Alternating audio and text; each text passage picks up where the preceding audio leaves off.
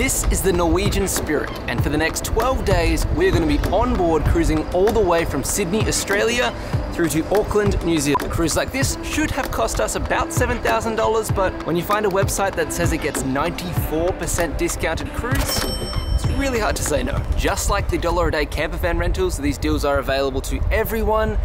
You just need to know where to look.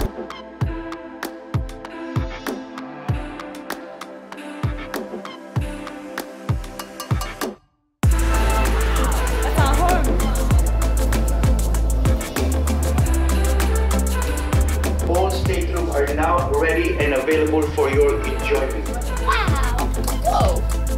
It's an extra bed. Comfy. Yeah, it's nice. You can sleep up here. So... It's 3 days later. when we hopped on board, we decided to unpack and Jordan bonked his head. I got pretty grumpy for the next 2 days. We ended up departing Sydney. And then it was Christmas Eve and Christmas and we just didn't pick up the camera. And now we're in Melbourne. Apparently this ship has had a $100 million refurb just last year and she's a beaut, so we'll show you around now.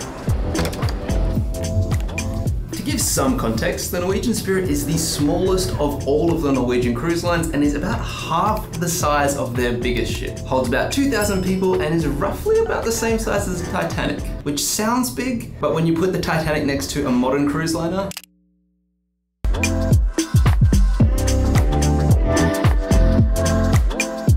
Our room is on deck 6, so we'll start here and work our way up deck by deck. Technically there are 2 floors below us, but it's just more rooms and the medical bay, which hopefully we'll never have to see.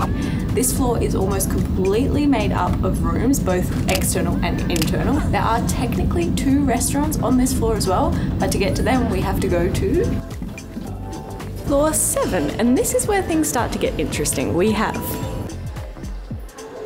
the Social Comedy Club, which I'm pretty sure turns into a nightclub after about 9 PM. We also have the casino where you can gamble away all your money, including a high roller area and a smokers area. This is the Local. We came here for our very first meal on board. It's very greasy, very American, but a bit quicker than a sit-down restaurant. This is the French restaurant, which looks beautiful, but costs a pretty penny. The outside is a promenade which loops all the way around the ship. I believe it's about 512 meters to do a complete lap. Of course there's an Irish themed pub on board. Henry's even has little tables outside, so if it wasn't as windy as it currently is, you could sit out and get some fresh air with your beer. This is where pub trivia is held every single night, and if we'd have splurged for the drinks package, I think this is where we would have spent a lot of our time. I read somewhere that to make the most of a drinks package, you have to have 10 cocktails a day. Some people do it, not us. On to guest services, and this is a huge atrium where you can grab a coffee, buy some Wi-Fi, book all of your offshore excursions, make reservations at the restaurants. Basically whatever you need, it's probably going to be here. Taste is one of the 3, 4, 6. How many free restaurants are there? This is Taste. It is one of the 6 free restaurants on board. Essentially, there's 13 places to eat, 6 are free, and the remainder have a la carte pricing or a cover charge. We've only been eating at the free places, and while it is beautiful in here, it has nothing on windows. Next, we have Cagney's Steakhouse, which smells delicious, but we will never eat here because it is one of the restaurants that costs money. Windows has to be the most beautiful restaurant on board. It's technically on floor 6, and as the name suggests, it has these beautiful windows, including 3 really gorgeous arched ones. Kind of feels like a fancy New York restaurant in there. The only other thing on this floor is Stardust Theatre, and this loops up to floor 8. This is where shows are held every single night. I believe tonight's a guitarist, and for Christmas they put on a special Christmas show with all of the ensemble cast. Behind me we have 3 different Asian restaurants. Only one is free, but they serve amazing spring rolls and pot stickers. This is the top level of the atrium where you could really spend some money. $350,000. Looks good on me, I think. You can buy jewelry, drink champagne, shop duty free, or even add to your art collection. We went to an art auction yesterday and 2 different people spent over $1,000 on a piece of artwork. You could even do a proper photo shoot in here if you wanted to. We got the cutest photos when we boarded. We're not planning on buying them because they're kind of expensive. Floors 9, 10 and 11 are basically all rooms except for the adults only pool and bar. Deck 12 is where it gets interesting again. We have the great outdoors bar, a very fancy and kind of expensive Italian restaurant, the super popular buffet, the main pool area with a massive TV screen, 2 hot tubs, restaurants, bars, everything you could want. Back inside, and there is a huge gym which has been incredibly busy every time we've seen. This is the quietest I've ever seen it. There's no one in there. For those who want to indulge, there is even a spa and salon which offers all sorts of treatments, including acupuncture.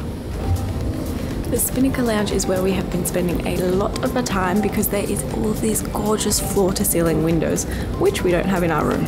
I've only ever been on one other cruise in my life, so I don't know how common this is, but there's even a cigar lounge on board. Last but definitely not least, we have Deck 13, which is home to the multi-purpose room, which is where you could play board games, read a couple of books, maybe do a puzzle, hang out with a nice view.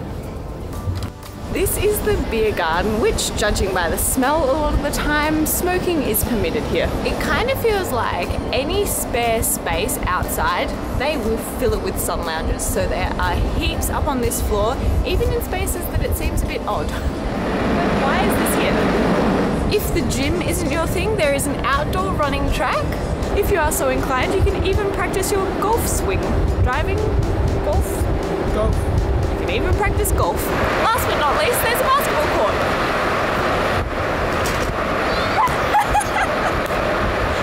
First try.